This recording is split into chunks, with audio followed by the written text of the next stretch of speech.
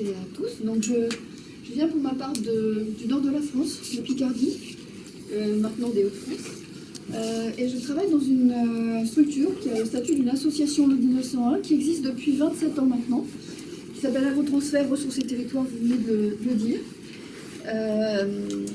Je expliquerai ensuite ce que j'y fais, mais donc Agrotransfert Ressources et Territoires, je le disais, ça existe depuis 27 ans. C'était une structure qui a été créée à l'initiative d'abord de l'INRA et des chambres d'agriculture de Picardie, sur une idée de Jean Boiffin, un agronome bien connu, qui était le directeur de l'INRA de Laon à cette époque-là, et qui avait détecté le fait qu'il y avait un gap entre les besoins des agriculteurs, de la profession agricole en région, sur des questions régionales, spécifiques régionales, et ce que les chercheurs mettaient au point en agronomie.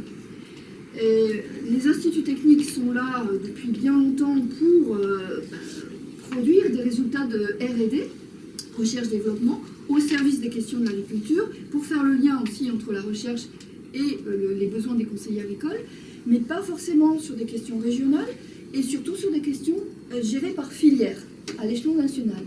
Donc il y avait le besoin en fait en région, et il y a eu 3 agrotransferts en France. Il n'y a plus qu'Agrotransfert Picardie pour des raisons diverses. Agrotransfert Poitou-Charentes n'a pas subsisté, c'est devenu un service de la chambre régionale. Et puis Agrotransfert Bretagne était plutôt là pour valoriser des résultats de l'INRA, et s'est arrêté une fois que ces résultats ont été valorisés. Mais donc, nous sommes 30 personnes à peu près, entre 29 et 30 personnes actuellement. Qu'est-ce que j'ai fait? Excusez-moi.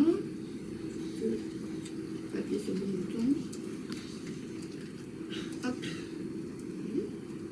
On va revenir. Et donc la philosophie, une fois que ça va revenir, voilà. La philosophie de la structure, telle que l'a pensée Jean Boiffin, c'était bien de faire le pont entre les demandes de la profession agricole régionale et puis les ressources disponibles dans le monde de la recherche, alors pas seulement en région. Pour la pomme de terre, par exemple, on est allé chercher des ressources sur l'écophysiologie de la pomme de terre en Écosse, parce qu'il n'y a plus d'écophysiologistes pomme de terre en France. Voilà. Mais nous, dans le cadre du projet matière organique dont je vais parler, on est allé chercher les ressources scientifiques très dans la région, puisque l'INRA de Laon, il travaille depuis longtemps, et on travaille en partenariat avec notamment l'équipe de Bruno Marie à l'INRA de Laon depuis 15 ans au moins. Donc l'idée, c'est faire remonter les demandes, les instruire et aller chercher les informations de la recherche pour ensuite faire redescendre vers le conseil agricole des outils, des références, des méthodes d'aide à la décision en général. Et ce sont les conseillers agricoles qui sont en principe en lien direct avec les agriculteurs. Alors ça, ce paysage-là est en train d'évoluer parce qu'on a de plus en plus d'agriculteurs qui viennent frapper directement à la porte de la R&D parce qu'ils sont dans des systèmes nouveaux. On parle de l'agriculture de conservation ou l'agriculture biologique, un petit peu en dehors des circuits conventionnels, et très novateurs eux-mêmes, ces agriculteurs. Et de plus en plus, bien sûr, en fait, nos collègues des chambres d'agriculture ou coopératives sont en train aussi de se mettre au diapason pour accompagner dans ces nouveautés les agriculteurs. Bon, je n'étale pas davantage. L'ensemble des partenaires de tous les projets, il y a environ une quarantaine de projets qui ont été conduits sur ce mode-là, où on a réponse à des appels à projets depuis les 27 ans d'existence de la structure. Les financements viennent du Conseil régional des Hauts-de-France, anciennement Picardie, du FEDER, du ministère de l'Agriculture, et puis sur d'autres sujets d'appel à projets. Donc on travaille beaucoup avec l'ADEME, les agences de l'eau, etc. La structure est composée, enfin on a 4 axes de travail. Je suis responsable de l'axe sol et agrosystème, dans lequel 2 types de projets sont actuellement conduits. Des projets sur justement la gestion des matières organiques, le stockage de carbone, et progressivement aussi on va aller vers des projets sur les indicateurs de biodiversité fonctionnelle.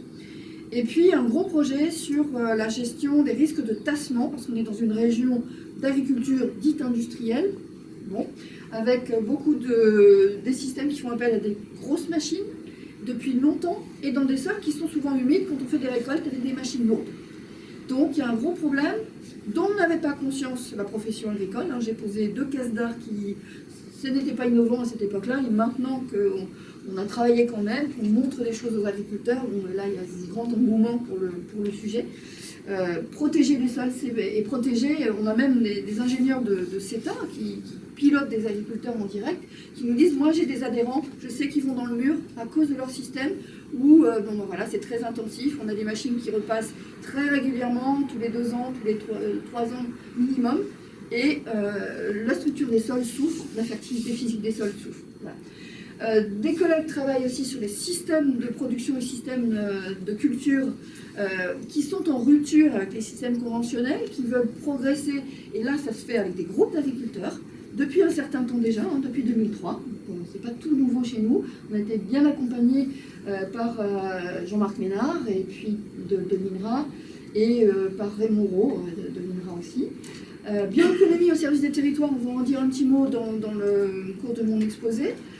Et là, c'est se mobiliser pour aider la profession agricole à répondre, à fournir une nouvelle filière de la bioéconomie, du non alimentaire, les ressources recherchées, sans pour autant handicaper le potentiel agronomique à long terme, en faisant attention aussi au sol, à l'environnement. Et puis, évaluation des systèmes agricoles, on a besoin de méthodes d'évaluation. On verra qu'on en traite une dans ce que je vous montre ensuite. Passons au cœur du sujet, donc gestion des matières organiques. On a parlé avec Bertrand de carbone organique des sols. Bien sûr, le carbone organique des sols, c'est le marqueur qui est utilisé, puisque c'est ce qui est mesuré au laboratoire pour suivre l'évolution des matières organiques dans les sols. Mais j'utilise le mot matière organique parce que, attaché au mot matière organique, il y a un certain nombre de fonctions que Bertrand a déjà décrites, mais auxquelles on va s'intéresser, en tout cas auxquelles s'intéressent les agriculteurs. C'est un projet, je suis arrivée à Agrotransfert, moi, après avoir été enseignante en 2004, pour conduire ce projet, qui a été conduit selon le modèle classique Agrotransfert, avec la recherche, le développement agricole, même les experts fonciers étaient dans la partie, parce que ça peut donner lieu à un fonds agricole qui prenne en compte l'humus. Voilà. Et c'est parti des questions des agriculteurs, remontées par les collègues des champs d'agriculture, questions sur les aspects agronomiques. Est-ce que les teneurs baissent? Parce qu'on nous dit que c'est ça, on nous dit qu'on part à la catastrophe, parce que c'est vrai. Dans notre région, beaucoup de sols limoneux, donc des sols sensibles à la battance, à l'érosion. Est-ce qu'il y a un lien entre battance et érosion? Est-ce qu'il y a un lien entre matière organique et battance et érosion? Jusqu'où? Qu'est-ce qu'on peut y faire, nous? La bonne teneur, c'est quoi?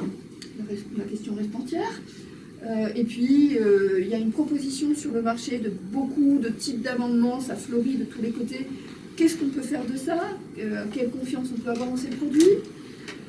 On nous sollicite pour exporter de la paille, pour le brûler dans des chaudières, ou nous on est en frontière belge aussi parce qu'il y a des régions d'élevage. Est-ce qu'on peut jusqu'où, en fonction de nos systèmes, en fonction de nos sols? Et puis, les techniques culturelles sans labour, on a parlé de l'intérêt du non-labour, qui est, en discussion. Puis en face, les questions de la société qui font pression de plus en plus sur le monde agricole étant de plus en plus restreint au niveau de la population française, qui était majoritaire encore au début du XXe siècle, et c'est plus du tout le cas actuellement. Et les agriculteurs sont très sensibles à ce qu'on en pense de leur travail aussi, et à ces pressions qu'ils subissent. Donc la lutte contre l'effet de serre était déjà présente dans le questionnement, on était en 2003-2004, on a vu le développement depuis. Alors, ce projet s'est donné comme objectif déjà d'apporter des connaissances, c'est quoi la matière organique des sols, comment ça marche, pour pouvoir gérer, il faut comprendre. Et on dit beaucoup de choses. Comme on ne peut pas voir que c'est un phénomène qui est assez lent, les agriculteurs ne peuvent pas le constater. Ils constatent les effets de l'azote. Si on n'en met pas, on voit ce que ça fait. L'année suivante, sur la culture même, le carbone, il faut attendre longtemps. Je dis souvent, quand je suis en formation auprès d'agriculteurs, vous me dites, oui, matière organique, il y en a un plus, il y en a moins, de toute façon, moi je ne vois pas la différence sur le rendement. Non, c'est sûr, mais c'est comme une maison. Une maison, c'est un capital, la matière organique des sols. Et une maison, en fait, on la bâtit pour avoir un certain confort. Si on la laisse se détériorer sous contexte que les travaux d'entretien coûtent et ne rapportent rien visiblement, arrivé à l'âge de la retraite, on prend la maison sur la tête finalement. On n'a plus peut-être les moyens de l'entretenir, en tout cas les dégâts sont faits et c'est trop tard. Les matières organiques des sols, c'est un petit peu ça aussi. C'est pas direct, un effet direct sur le rendement, mais c'est un effet sur la fertilité du sol à long terme. C'est un capital. Donc, un des objectifs, enfin, les autres objectifs majeurs du projet, c'était de donner des éléments, des moyens de piloter la matière organique des sols aux agriculteurs. Déjà, ils observent ce que donne l'évolution du taux de matière organique sur leur analyse de terre. Qu'est-ce qu'on peut en penser? On va voir. Et puis surtout, comment prédire l'effet des pratiques qu'on met en place maintenant et qu'on va poursuivre sur le long terme, parce que c'est sur le long terme que se déclinent les augmentations ou les baisses de stock et de teneur de matière organique des sols. Alors, j'ai pris une diapo très bien faite de Claire Chenu pour montrer ce que Bertrand a déjà souligné tout à l'heure, finalement. Augmenter les matières organiques des sols, augmenter le stock et les teneurs de carbone dans les sols, ça va plutôt dans le bon sens pour beaucoup de fonctions attendues de la part des agriculteurs pour ces sols. Et on décline habituellement la fertilité des sols, hein, c'est une notion qui mériterait d'être définie, je suis d'accord, en différents volets chimiques, biologiques et physiques. Fertilité biologique, on l'a dit, c'est le gîte et le couvert pour tout ce qui bouge et tout ce qui vit dans le sol. Après, plus il y en a, mieux c'est, ça je ne sais pas, mais en tendance, oui. Fertilité chimique, c'était source par minéralisation d'éléments minéraux disponibles, souvent à court moyen terme pour les plantes. Et puis, d'azote en particulier, en agriculture bio, c'est particulièrement important, puisqu'on n'en apporte pas sous forme chimique de l'extérieur. Et puis, sur la fertilité chimique, physique, on va l'illustrer. Donc, je l'ai dit, nous sommes dans une région de sol limoneux, limon leucique sensible à l'abattance. Il y a trop peu d'argile. L'abattance. Alors, l'abattance, c'est la croûte, la formation d'une croûte, comme vous le voyez ici. La petite plante qui a du mal à la pousser pour émerger. En fait, ce sont ces sols limoneux dès qu'il y a des pluies un peu violentes. Ces pluies déstructurent les mottes en surface, qui ne sont pas dont la cohésion est insuffisante. Ça fait une soupe. Et quand l'eau s'infiltre, enfin, mais en fait, il y a une couche non structurée qui reste à la surface du sol. Et si ça sèche, ça fait une croûte. Cette croûte, elle est préjudiciable à la levée des cultures. Vous voyez ici, c'est même un blé. Pourtant, un blé, ça pousse en hiver, plutôt en début d'hiver. Le sol est plutôt humide à cette période-là, mais malgré tout, ça peut handicaper même une culture de blé. Puis là, les cultures de printemps, c'est celles qui sont les plus sensibles. On a une culture de betterave qui doit être ressemée ici. Donc, c'est un coût non négligeable pour l'agriculteur. Et vous imaginez aussi le ruissellement. Il ne faut pas une pente très importante pour entraîner de la terre. Et moi, je suis dans une région, je fais la route tous les jours pour aller à mon boulot. Au printemps, il y a de la terre dans les fossés, il y a la terre sur la route tout le temps. Mais on s'habitue. Et on se rend plus compte qu'on perd les éléments minéraux qu'on a apportés, qu'on perd la matière organique aussi, parce que c'est la couche superficielle qui est la plus riche. Et c'est assez symptomatique de voir dans certaines parcelles bien en pente, de voir qu'on peut avoir une partie du sol qui est assez argileuse, et logiquement ça devrait être riche en matière organique, ça. Parce que quand c'est riche en argile, c'est riche en matière organique, puisque l'argile protège la matière organique contre la décomposition. Mais comme il y a eu, en fait, c'est la couche de limon qui était par-dessus, qui est partie dans le fond de la parcelle, on se retrouve avec une zone argileuse, mais qui est le sous-sol, et la couche humique, elle est partie dans le fond du talweg. Bon, ça, c'est le phénomène d'érosion, et il est tout à fait réel dans notre région, puis dans bien d'autres régions de France. Un moyen de pallier cette sensibilité des sols, c'est d'augmenter, si possible, le taux de matière organique dans les premiers centimètres. Bon, mais avec des betteraves et des pommes de terre, on travaille le sol profondément, donc on les dilue. Je passe à la suite. Là, sur une culture de blé, c'est une même parcelle. C'est mon collègue, c'est chez lui. Hein. Son oncle est éleveur, il a porté du filier pendant toute sa carrière. C'est la partie que vous avez sur la droite. Et puis il a racheté une partie de parcelle d'un voisin qui n'avait plus entretenu sa parcelle depuis longtemps. Les taux de matière organique sont différents, la résistance à l'abattance, on la voit, et la culture, là, on voit très bien ce que ça peut entraîner comme conséquence directe sur la partie physique. Là, on est dans un sol argileux, c'est l'inverse. Le taux de matière organique va aider à assouplir la terre, c'est-à-dire que la cohésion des modes sera moins forte, mais plus intéressante. pour la travailler. Donc c'est moins de fioul et moins de risque d'accident aussi, de grosses mottes qui restent dans les lits de semences. Ici, c'est un effet stock de matière organique. Donc le stock de matière organique qui a été accumulé pendant longtemps, apparemment c'est une ancienne prairie qui était dans la partie la plus verte. On en trouve encore les limites. Parce que, au printemps, la minéralisation des matières organiques du sol fournit de l'azote en plus grande quantité dans la partie qui était anciennement en prairie que dans la partie qui apparemment avait été cultivée depuis plus longtemps. Vous pouvez me montrer avec votre doigt? Alors, c'est sûr que c'est pas forcément évident. Si vous avez cette partie-là, il y a une différence entre ces deux-là. Et c'est pas une différence de type de sol, parce que c'est pas au carré comme ça. C'est la même culture tout le long. C'est la même c'est culture, ça. là, oui. Ouais. Alors, il peut y avoir des différences de type de sol aussi, un peu, mais pas au carré comme ça. Là, c'est de l'azote.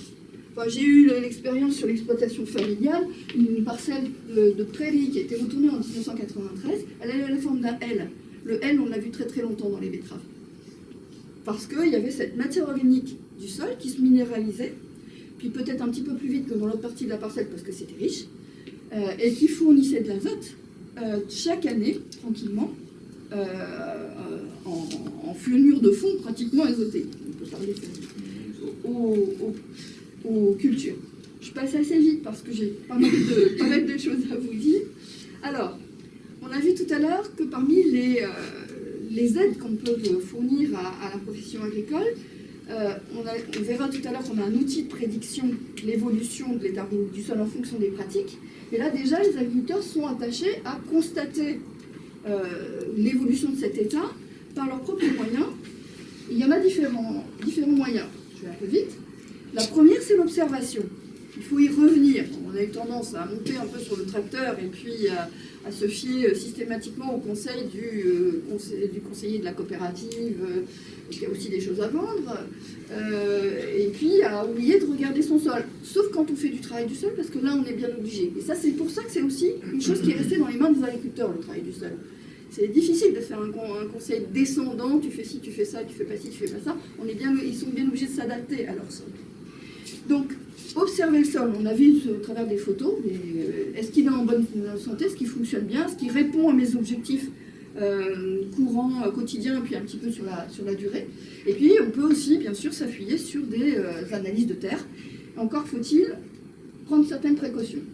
J'ai pris ici une diapo de Bruno Marie. Une étude a été faite avant le projet dont je vous parle maintenant.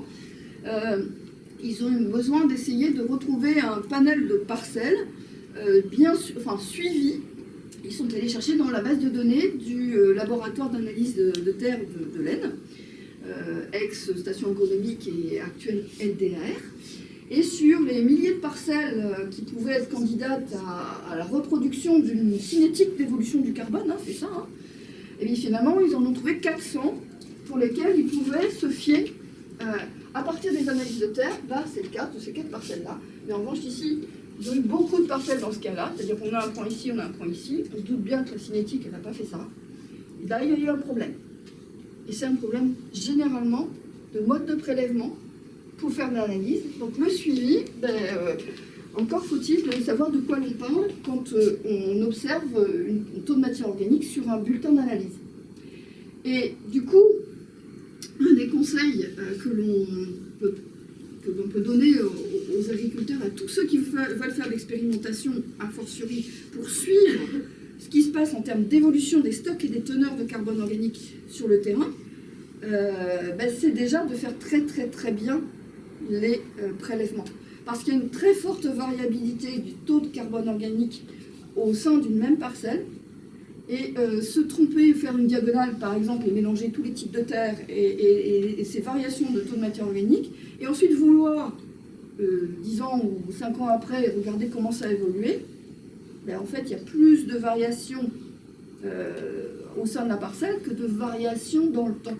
Donc, les effets, on ne peut pas les capter. Mais du coup, est-ce que c'est pas quelque chose aussi à mettre sur le diagnostic, c'est-à-dire le fait que voilà, on n'a pas juste un point qui caractérise la parcelle et pouvoir le comparer, en gros, par comparer les distributions. Si on veut suivre, il faut prendre un point caractéristique de la parcelle et suivre ce point.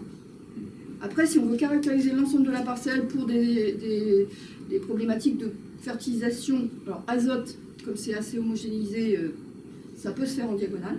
Ça se fait habituellement, les reliquats sortilivers, on les fait en diagonale. PEK, ça a été fortement homogénéisé par les apports. On a fait des mines de potasse et de phosphore dans certains sols. Les sols à betterave et à pomme de terre, c'est le cas. Et là, c'est relativement homogénéisé, c'est un peu moins sensible. Mais c'est quand même beaucoup mieux, quand on veut suivre une évolution, de prendre un point et d'essayer de s'y tenir. Et d'autant plus pour le carbone, parce que c'est encore plus variable.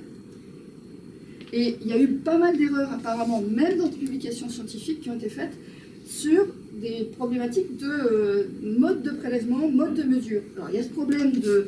Il y a la période aussi à laquelle il faut faire attention, pour l'agriculteur en particulier. Hein. Et ça, ils se sont aguerris. Ils savent bien qu'on ne va pas faire un prélèvement juste après un apport de fumier ou un apport d'engrais. Mais bon. Et puis, il y a la profondeur à laquelle on travaille. Parce que le but, finalement, c'est toujours comparer la même masse de terre au temps 0 étant x plus 0, enfin, plus 5, plus 6, plus 10, plus 10 ans. Et ça a été un gros problème, ça, dans un certain nombre d'expérimentations, qui a fait qu'on a prétendu permettre du stockage de carbone dans des situations où, en fait, c'était un biais qui était derrière. Quand on dit qu'on peut stocker jusqu'à 15 tonnes de carbone par hectare et sur 5 ans, il y a quelque chose qui... Et pourtant, on a vu ce genre de choses. Donc, ça a aussi marqué les travaux sur différence entre labour et non-labour, pour mettre en évidence ces différences qui sont assez ténues finalement, et qui sont variables en plus avec le temps. Ça a été montré sur l'essai d'Arvadis de Boigneville par l'équipe de Lan, justement, qui a beaucoup travaillé sur cet essai. Mais il faut faire des mesures super précises, quoi. Et c'est pas si simple que ça. Donc la prudence. Et là, résultat sur Boigneville, on montre bien que les 3 systèmes de travail du sol qui sont testés, labour permanent, travail superficiel permanent et semis direct, sachant que tout est égal entre guillemets.